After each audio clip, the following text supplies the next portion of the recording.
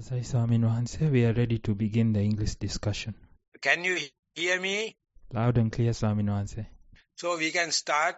We can expect two Singaporeans to come. So meanwhile, we can start. Swamin Wahanse, dear venerables, dear friends, today we meet again to continue with our discussion from the Samyutta Nikaya.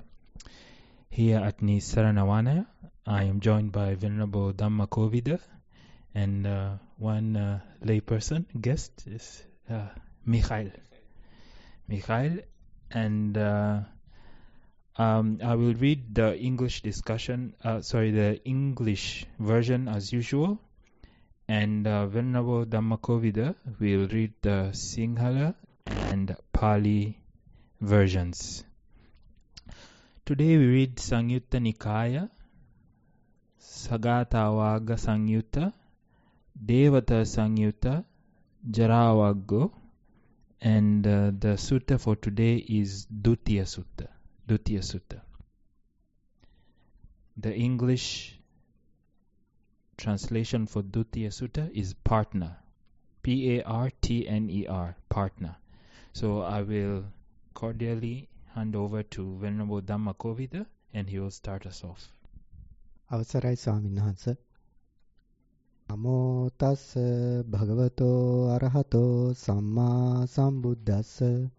නමෝ තස් භගවතෝ අරහතෝ සම්මා සම්බුද්දස්ස. නමෝ තස් භගවතෝ අරහතෝ සම්මා සම්බුද්දස්ස. කිංසු දුතියා පුරිසස්ස හෝති කිංසු චේනම් පසංසති කිස්ස චාහිරතෝ මච්චෝ සබ්බ දුක්ඛා පමුච්චතිති. සද්දා දුතියා පුරිසස්ස හෝති පඤ්ඤා චේනම් පසංසති නිබ්බානබිරතෝ මච්චෝ සබ්බ දුක්ඛා පමුච්චතිති. පුරුෂයාට කවරක් දෙවැන්නී වේද, කවරෙක් ඔහුට අනුශාසනා කෙරේද, කිමෙක් මැනවින් ඇලුණු සත්වතෙමේ සියලු දුකින් මිදේද.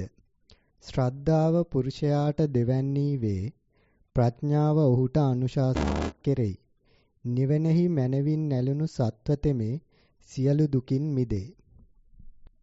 And the English translation? Yes. Partner. What is a person's partner? What is it that instructs him? Taking delight in what is a mortal released from all suffering. And the Buddha responds, faith is a person's partner, and wisdom is what instructs him. Taking delight in Nibbana, a mortal is released from all suffering. It's the end of the sutta. So even for the last resort, that is to get rid of all the suffering, there's no second person here. Individual is completely independent, sovereign, and content. So therefore, Saddha, that means faith, everyone is endowed with. And the Panya, also the same. And if the aim, if the mindset, if the motto is correct to get rid of suffering and to enlighten in this very life, then he is on the way.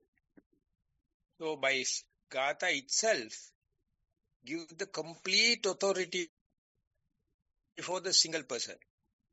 He is not subject to someone.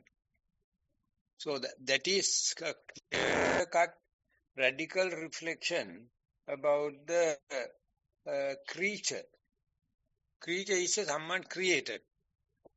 Always must follow the creator's will, wish, and the wrath. But here it says, you have all these things. Once it is straightened, you are on the way. You are in the least frictional path. You are in the comfort zone. But that is not possible to see at the society at large. Because people always expect they need luxury, they need the consumerization, and that is how they will get their, contentment. That is the capitalistic system. That is the communist system. They make humans slave. It is the modern slavery. Earlier people, African people, to take it to and put into the camp and get work like a slaves. And that is being done away. Now this is a modern way. Each and everyone is being infested with inferiority through this education, through this economic system, through this social system. And we individuals are very, very happy to be under one's authority. We need someone to interpret terms. We need slavery. That's why we are seeking for leaders, role models, and someone to be followed. So this Dutiya Sutta, addressing to the same address, it says, Saddha, Panya and mindset is the life itself is enough. So this is a very radical way of presenting, but by words and appearance it is not clear. It is just the Sutta, it says, who is the secondary, the follower or the second person? Saddha. If Saddha is not there, Tanha. Craving is the second. Tanha Dutiya Puriso. In the scientific world, Tanha is the first. Dollars, money. Everything is money. But here it says Saddha. Saddha can be on anything.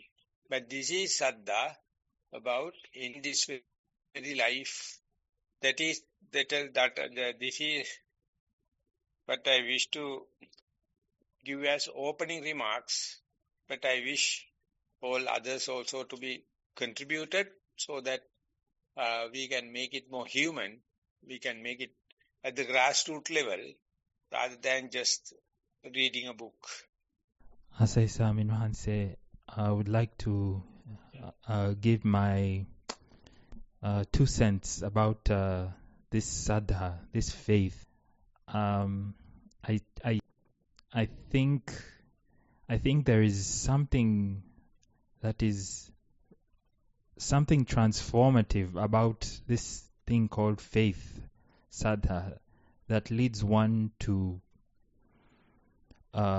experience some kind of freedom, especially with the practice of mindfulness, where one is just in the present moment, not thinking about the future or remembering the past, how they have got to where they are. So when someone is mindful, and there's a kind of freedom that they experience because they stop all notions of controlling anything. There's absolutely no worry. There is complete surrender to understanding that you cannot actually control anything.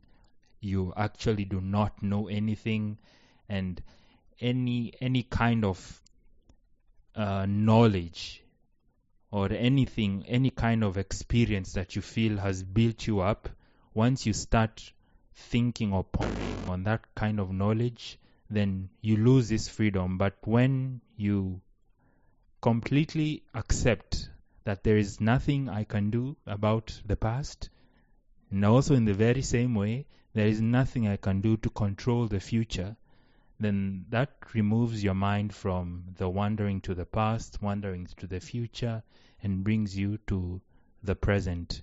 So this aspect of faith, accepting that everything is actually beyond you, there is no one who can control anything, there is no one who is in charge of anything, I think that aspect of faith is quite a wonderful thing that is very accessible to us human beings, us meditators.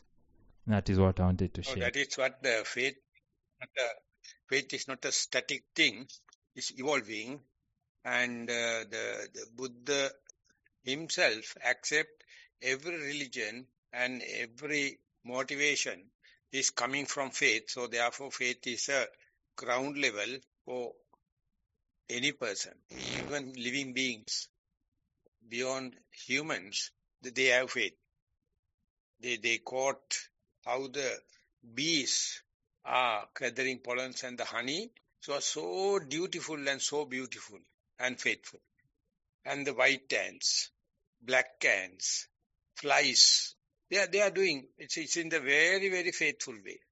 So therefore it is not limited to the human, but when comparing with the other denominations and religions, they also are highly talking about the faith. What is more important, more radical in the teaching of the Buddha is the verifiable faith. What you believe, can you verify before your death? Can you verify within your life? So very right thing, verifiability and the faith. Faith which is not verifiable, is not subjected to verifiability, called pasada, amulika saddha. Partly you can verify, partly you can't verify, called okappana saddha. So that is, we call yogis, they have experienced certain amount, certain percentage. But a huge area is still open, that we have either faith or mystic. But as we continue, our verifiability is slowly increasing. That verifiability is presented in another form, scientific part of faith. Science is always verified, research. And so that others can share, it is not religious. So in Utturumeda Palata, that north central province that we are living, they have shown some interest and their results of mindful school. And the World Bank came to one of the schools and they have observed this kind of a changes in the learning and the capacity and the behavior and the relationships and kind of thing. So they have instructed the religious and ethical side teacher or the director, why don't you do little research so that you can make some models and projects or your own, personal reports, so that we can share with the others. So last second Friday they started it, and this second Friday they are going to have present their project reports. This is the verifiability of the mindful school. So we discuss about 1 hour, and we whole session about 2-3 hours, and this time also we are doing. And the Colombo campus and the Castle Street based research, now they are happening continuously in Sri Lanka. We also do it. That is the verifiability of the faith. So that is not possible with the completely faith-based beliefs. So we are in a kind of a faith, that faith is evolving. So that evolving part, we can have journal maintenance, we can have report writing, we can measure it through chemicals like enzymes and stress, high blood pressure, brain waves. So these things are now becoming another supporting factor for the mindfulness. So therefore faith is, unspecified faith is everything in the same basket, not sorted out. But we in the teaching of the Buddha, at least theoretically understand faith is evolving. We practitioners are really in the workforce for the humankind. So therefore, whatever we are experiencing is to show, is to verify under your very nose. So in that sense, people from different corners of the world and practice mindfulness, and they are sharing their ideas, is a kind of a noble quest, noble research. We invite every kind of people to come and practice and share with us. And read the Dutiya Sutta, who is your companion. Yeah, any idea from Singapore? You are palming it off just easily and comfortably, not contributing. Yes. Waiting for... Swaminathan, sir. Vimal has indicated to talk. I will allow him to talk. Yes. Yes, please. Much merit, Bante, for the time. Actually, today discuss about the faith and wisdom sort of thing. I remember that couple of points, actually, the faculties of faith, how do you call in Pali, Saddha, sort of thing, and Panya, I don't remember that, 5 faculties. In that middle, we have the mindfulness. We want to balance the faith with the wisdom and concentration with the energy sort of thing. Also, one point in the Chanki Sutra, five factors there, the Buddha explained. Saddha, out of faith, you are believing or something, this may be true, then it won't be true. So we want to verify, as you explained, verify what you have taken out of the faith, whether it is true or not, just evolving sort of faith. Actually, in my life experience, the project sort of thing involving, there's 3 methods, predictive, hybrid and adaptive sort of things. Adaptive means you take out of something, you try that, put into action, you see the repercussions, what are the results going not predictive way. So adapt to the situation and go on sort of thing. That will be iterative, repetitive, and then the accumulation, it happen to reach the result. I think the evolving part is that based on the adaptive situation. How would this, with the mindfulness, balance these faculties, the faith and the wisdom and the energy and the concentration sort of thing? That is what I want to say. Much merit for the time. The adaptability highest in human being, to the different climates, different topographical and all the kind of thing. So they are going to the other planets also. So that adaptability is completely cut off due to this luxurious way and the technologies. So people becoming lazy. So, but the capacity is there. That is, the human beings can lead all the other animals. They can adapt into. This is called survival of the fittest. That's why the evolution is happening. That's one of the cornerstones. Adaptability. But only the Buddhist monk, as well as the scout, they are the people really believing it. Other people are adjusting the world according to your wish. You don't like to see your adaptability. Buddhist monk is not like that. It has to fit into the situation. It is called water. Water fit into the situation. Whatever the shape of the vessel you pour, water is fitting. And the uppermost layer is water balance, water level. That is taught in Taoism. But today people are protesting. People are not happy.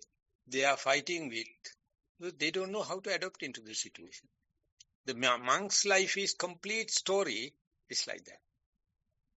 You have, even though at the beginning you are not efficient, but gradually you explore your adaptability. Mindfulness is the tool.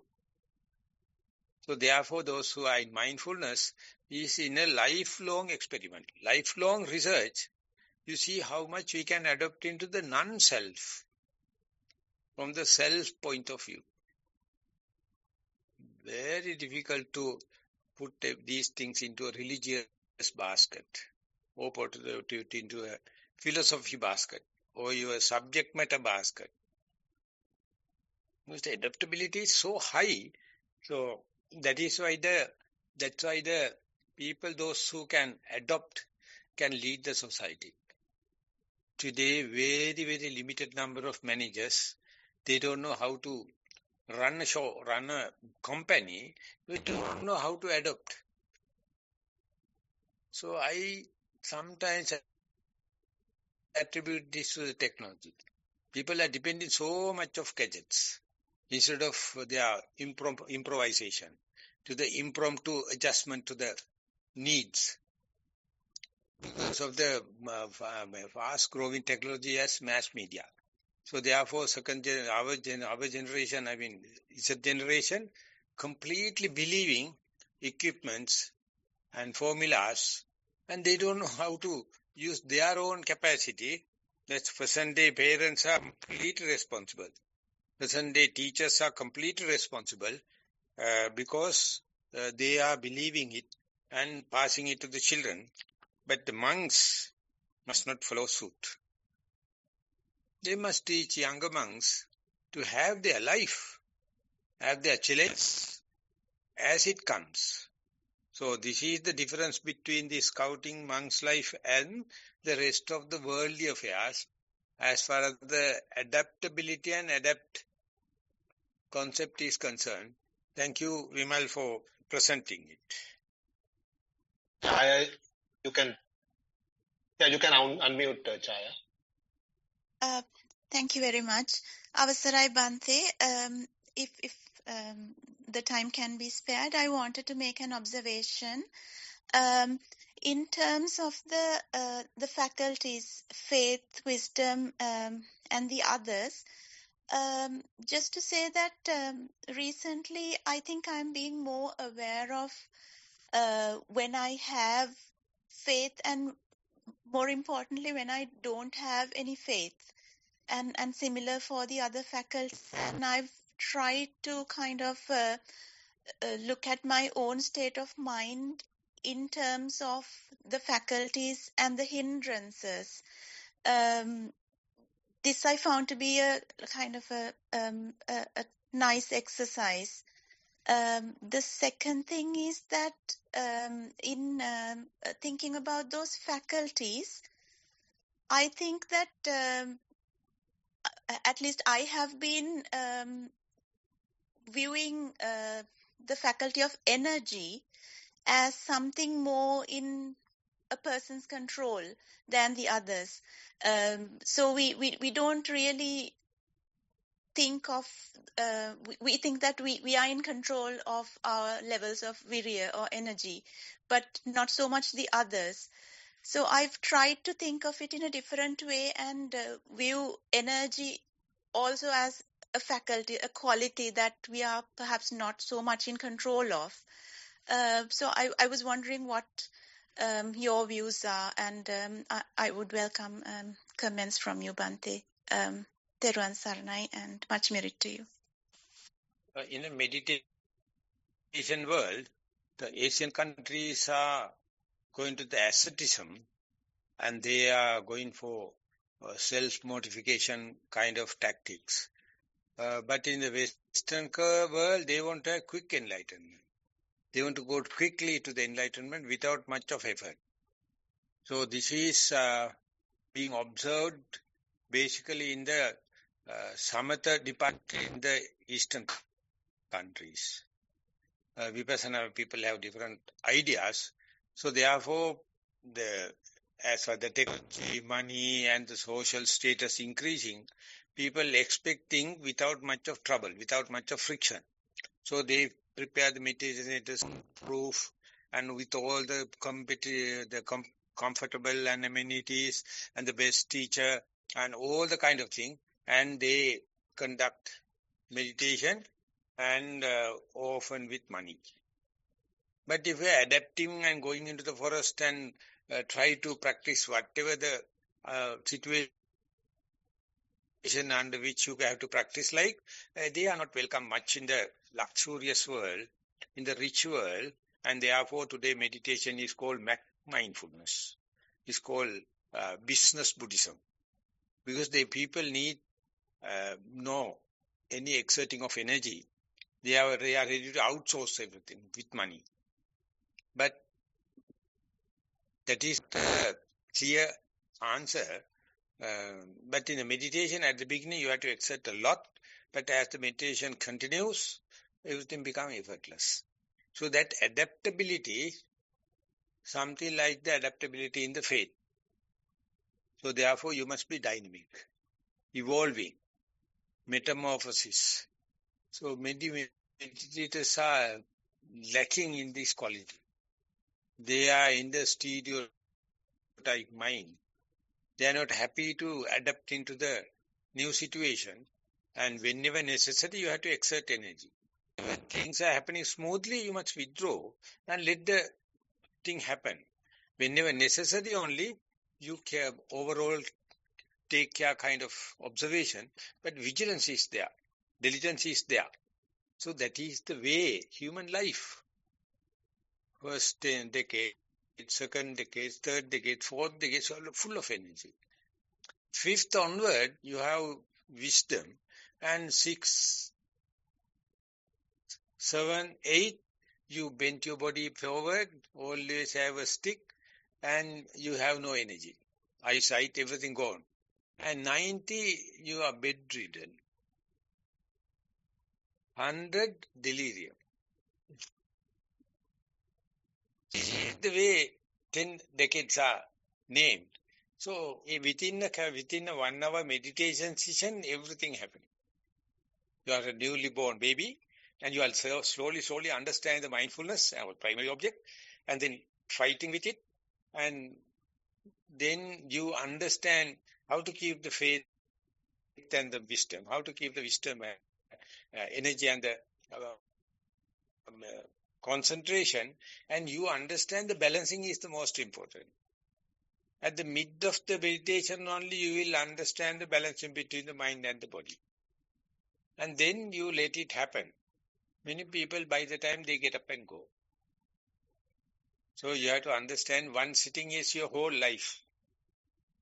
So if you are training, you are adjusting yourself for the forthcoming death. How to be prepared with that. It's happening in a very live way. So therefore, adaptability or the evolution of 9 energy is mentioned 9 episodes within the 37 factors of enlightenment. That is the most frequently mentioned Chaitasika or the mental concomitant. And the Buddha himself put into 3, Arambha Dhatu, Nikkama Dhatu, Parakkama Dhatu. Or Aradha Virya, Kama Virya, Paripakka Virya. So like that evolution of the faith is sometimes appeared to be as a lazy people. They are very lazy. They are coming out with the beautiful ideas and they are not exerting energy. So they don't get the under the nose experience. They read a lot and imagine a lot in meditation and write brilliant reports. But the teacher, if he is successful, he can understand this is just an AI reported, AI created report, not an experience report. That is why a teacher must be an experienced person.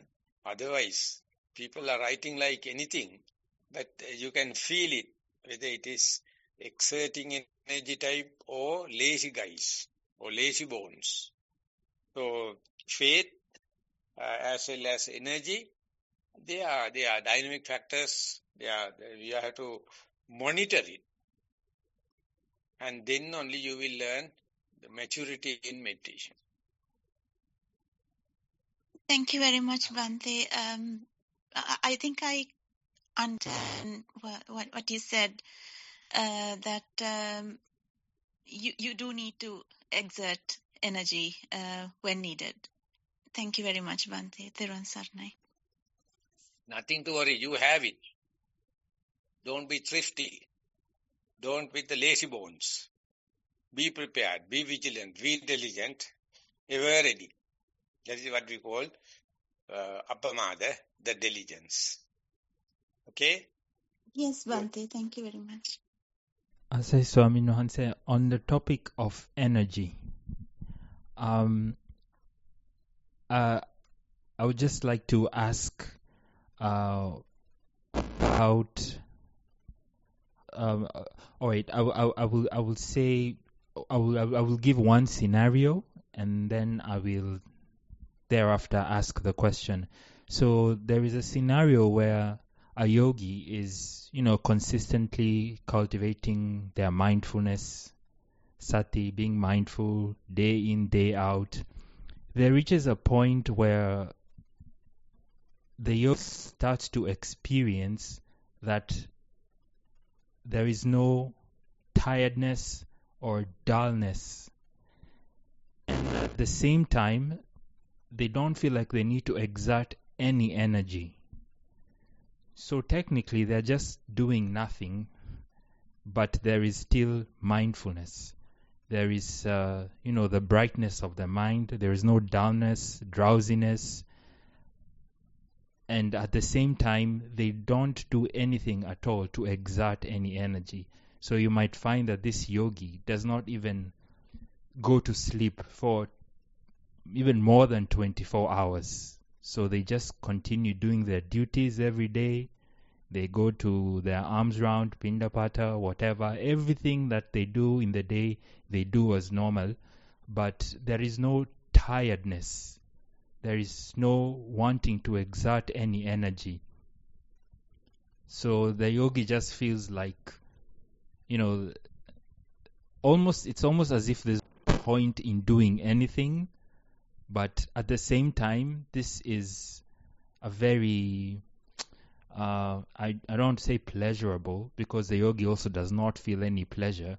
There's just, it's like the yogi is on the datum line. They're not up and they're not down. They're not exerting any energy, and they're also not dull. But the mindfulness is always just there. So the problem is, the yogi still needs to sleep.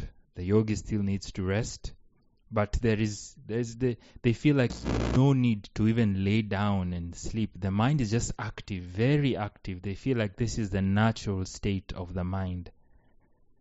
So, I'm not sure whether you have heard of an experience like this, but what is your take on that? I think that mindfulness just makes one energetic without applying any energy. So if that is there is no question. It's an answer. If you are a good meditator, you will go to that.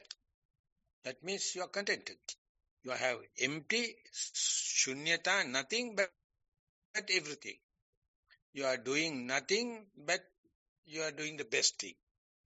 So these two extremes come together the moment that we are explaining. So it is not a question, it's an answer. So you must try to facilitate it. You must try to just live.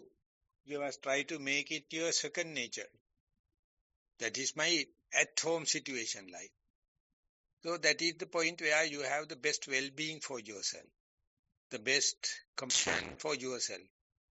And sometimes in the sutta it says, Upekha sati parisuddhim chatutta jhana samadhi. You have equilibrium, equanimity, as well as mindfulness, and even no breathing is happening. Life is continuing, and you are fully alert about that. So that's the least frictional path. So that's, I would say, a locally explainable answer in this meditation. If you have it, you are lucky. Those who have not explored into that, they also have it. They don't know. They also have, that's the human nature. Because we are eccentric. We are doing unwanted thing. We never come back home. Even if you come back home, you feel like something strange. But we meditators try to make it our nature, at-home situation. So, good that you brought that point.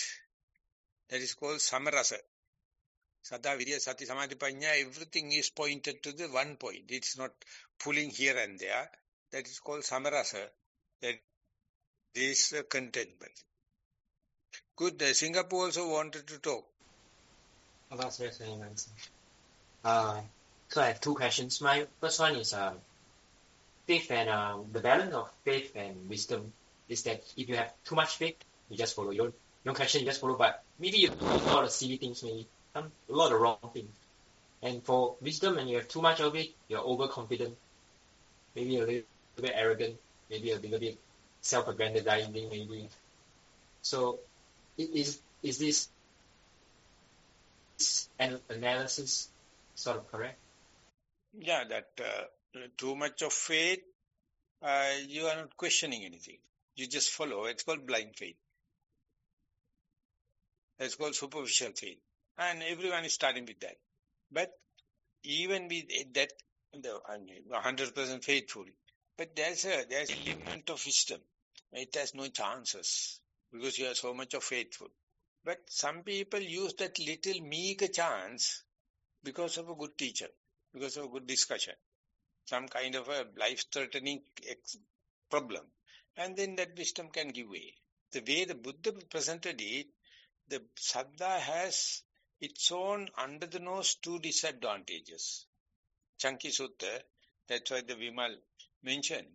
In Chanki Sutta, Buddha says, you may be accepting this as out of faith, but what you selected as your faithful content may not carry the truth. What you rejected as not faithful may carry the truth. So that two disadvantages are there in the faith. And when the too much of wisdom, I mean, IT, GPT prepared essay, full confidence, no grammatical mistake presentation, but no human error, no organic connection. So they are not responsible about the moral shame and the moral fear. It's completely forgotten. So therefore, go through the human minds. That is not there. So therefore, these two, lucky we have in the world to see. Some people with the blind faith and they are fanatic, they are killing others. They are good people. Hitler, very good people. I mean, they want to do, they do it. More than us. But their belief is wrong. But in the wisdom, what is happening is, you don't have chances for the moral shame and the moral fear. So in the mindfulness, together with these things, mindfulness is like a shock absorber. It's a governor, controlling too much of speed or too less of a field. In the engine you have a governor. When it's too much of speed, cut off fuel. When the less speed, open the throttle. So likewise, internal these things, systems, it is coupled with mindfulness, but slowly mindfulness must couple with the clear comprehension. So this is the way we are evolving. And each and every moment is like a short enlightenment, quick enlightenment. Because Satori, in Taoism, they have Satori. Sometimes you feel it, but partial truth. It is sure. You experience it. So we have 1001 experience like that. And that culmination is the Nibbana. So we are on the way. And lucky we can express it. Lucky we can discuss it. Whether you are Singaporean or Kalu Hamduro or Sudhu Hamduro or Sri Lankan, it doesn't matter. My second question, my answer is like, for example, an Arahant, let's say an Arahant, the faculty of faith really isn't 100% required anymore. I would say, is that correct? Because to me, an Arahant don't need faith to tell him to do something. He knows what to do naturally. It's already ingrained in him. Maybe the faith is, you can also say it's already ingrained. It's natural. It's not forced. So it is in the Dhammapada, two qualities of Arahant. Asaddo, Akatanyo. Asaddo, no faith. Akatanyo, he never, how do you call, compassionate. Akatanyo. You have helped me, but I'm not going to pay back. Nothing, because he has done it. So therefore, these things came into a lot of Zen stories. These kind of abnormal qualities. So there's one point when Jnanananda highlighted. Maybe it is explaining it.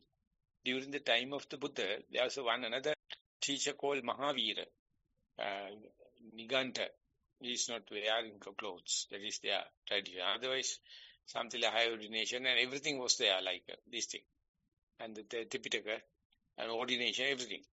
But they are not wearing. So there's one army commander, Siha. He is the main disciple. He's a wise man. So he gradually came to know there's a Buddha in the world. And he go and ask the teacher, I wish to pay a visit to the Buddha. And the teacher knows, if he goes to the Buddha, here he is going to lose the commander.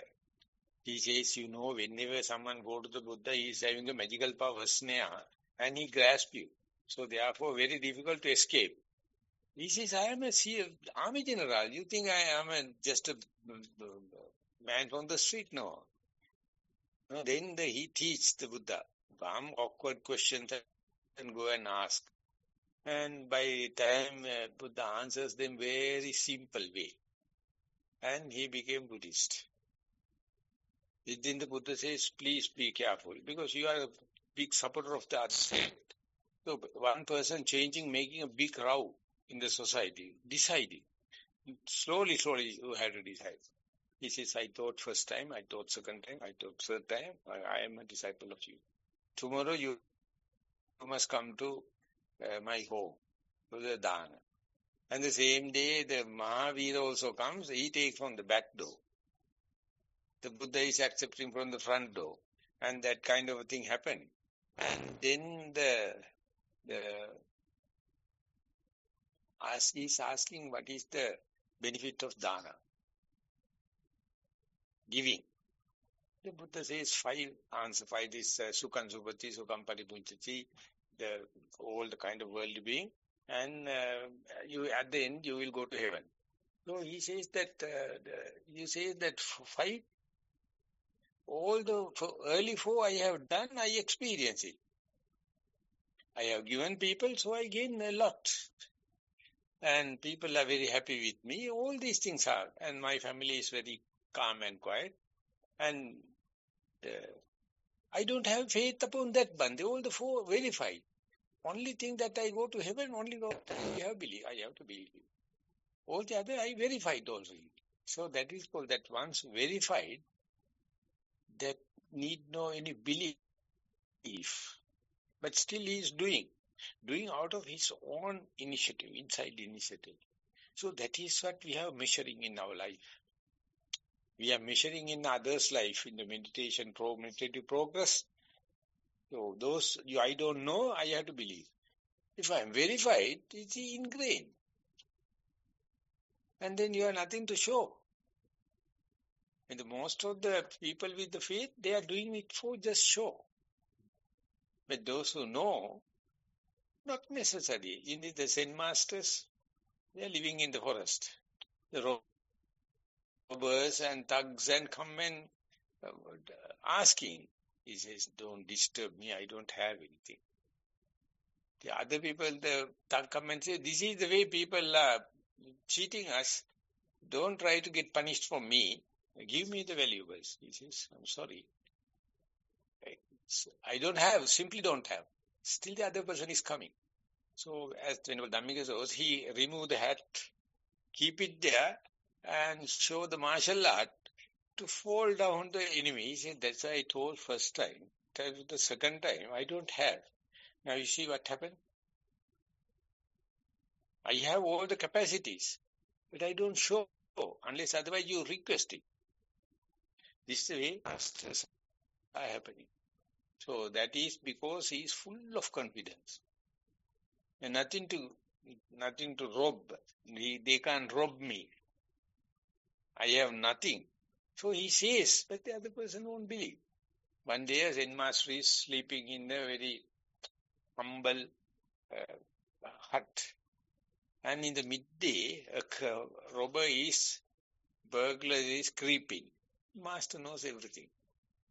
So he is turning into the wall side and sleeping. And the other person slowly checking everything. Where is the valuables? And master get up. Without disturbing, he go and get the barber razor and put in front of the robber. The robber do not know master is awake. He said, this is the only valuable you get. This is the only valuable I have. Please get out. And the robber was shocked to see the master is following me. I am doing SMS, but master is more SMS, more slowly. And when he given, he worship and says, I have to follow you even for robbing. You are a master teaching me, he became a disciple. So that is how people have confidence. They are not panicking. They are not stressed. They are not in the depression. They know the depression and panic and everything is a day-to-day thing. Why should go to the pharmacist? Why should go to the psychologist? So ultimately he is putting up his resistance and energy for the tension and frustration. Nothing to talk. It's a simple thing. It's a part and parcel. Ultimately, even death also becomes part and parcel. There's one book called by Carl Sagan. He says, don't sweat the small stuff. Don't sweat the small stuff. And ultimately, in that little letter, he says, everything is a small stuff. Don't sweat. Don't worry. That is because you have verified certain things. People are worrying and panicking and tail carrying and all the what nonsense. Possible, tension possible, frustration possible. Then what? That's a kind of verifiability, and that's a kind of wisdom also. They are merging now. Faith and the wisdom merging each other is superhuman. That is superhuman. Only the faith human is human. When they harnessed, he know what to do, when to do, what extent, and it is like sun rising, moon is rising, rain happens, wind happens. It's natural. So we are in the forest. We are fairly connected with the world, connected with the ground, connected with the nature.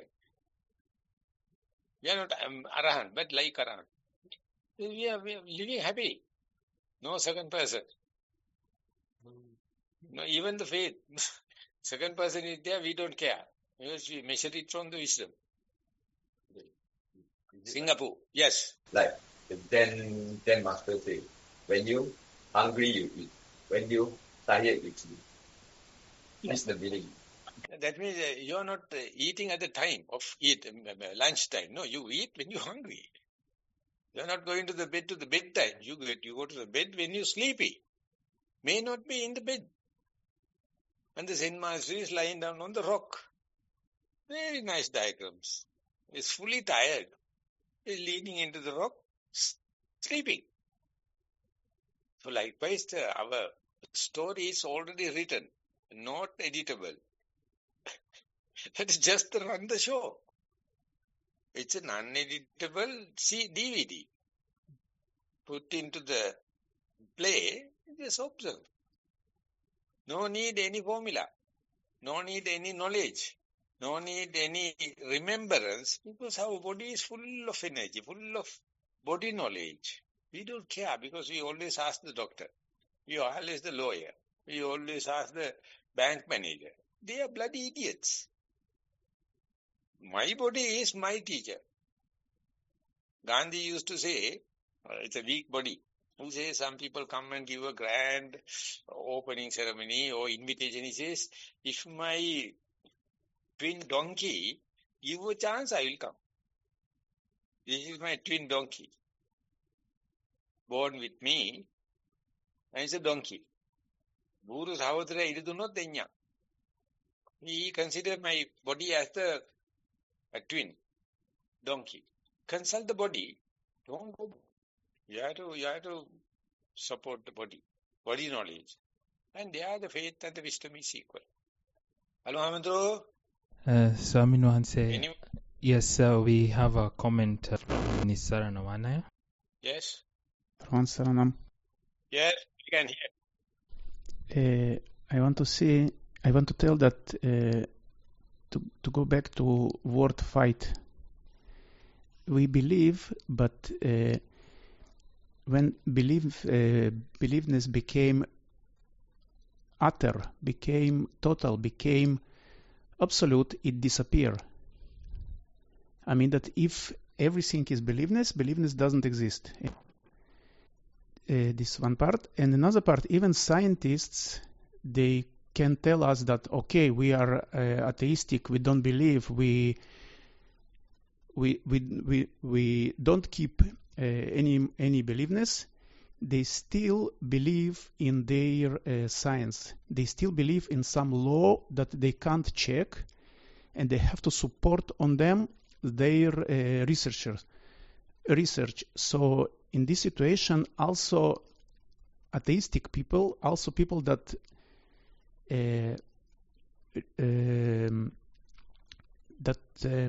proclaim that they are not in believeness, they still in. So this word in Sutta that Buddha tell about faith, it means that even people that not connected to, even people that not consider themselves as not believable, not keeping believeness, they are still in. So it's very total. It is very total and very common and very general thing. Yeah, the atheists are believing atheism more than other people believe God.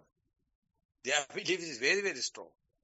And one day, one faithful person go to Nissarana Maharaj. He was known as Beedi Baba, because he is a bead, small local made cigarettes called Beedi in India. And he also often smoke. And then the faithful person go and says, Jnani, that you are such a virtuous person, known person, why you are smoking? It's misrepresenting. He starts smoking. He says, oh, you see that you accuse me telling I am a chain smoker and I can't get out of the smoking. And he says that you are a non-smoker and you're always protesting with the smokers. Can you get out from that protesting nature? Not to fight with the smokers? I say, I am better than you. I can sports smoking, but you can't stop your fighting with the smokers. That means you are in the worst kind of a habit. That is what you call jnani. So we have to understand the believers and non-believers both are in the same boat. But they are fighting each other. No, I am not a believer. But we believe, non-belief or atheism more than other people believe God. That is what happened to the Buddhists also. They think we are in the correct view. Others are not in the correct view. That view is pulling the Buddhists down. No view is the best view, if possible. But we think, no, we are Sammaditthi, we are in the correct view. All the others are not. So you believe your ditti. So it is like believing God. So that is why in the Vipassana, in mindfulness, you have choiceless awareness. Awareness that I believe this, I believe not. And you aware of it. That awareness is on top of everything. So that is the kind we are promoting by mindfulness, even the suspended attention. or choiceless awareness. Okay, we are about to wind up the situation. If anyone is, there are no any other comments. No more comments from Nissarana, Vanaya. Okay, I then invite Kalu Amaduro to sum up the session for the day. Say Samino Hanse, dear venerables and friends, having shared the Dhamma, listened and discussed the Dhamma, whatever merits we may have accrued, we would like to extend them to our teachers, our parents, our relatives, all beings, great or small, gross or subtle, far or near, seen and unseen. May all deities protect the Dhamma exposition and the Buddha Sasana for a long time, and may the seeds of Dhamma that we have received grow to produce path, fruition, and eventually Nibbana. I invite everyone to join in the recitation of the traditional Pali verses for the sharing of merits.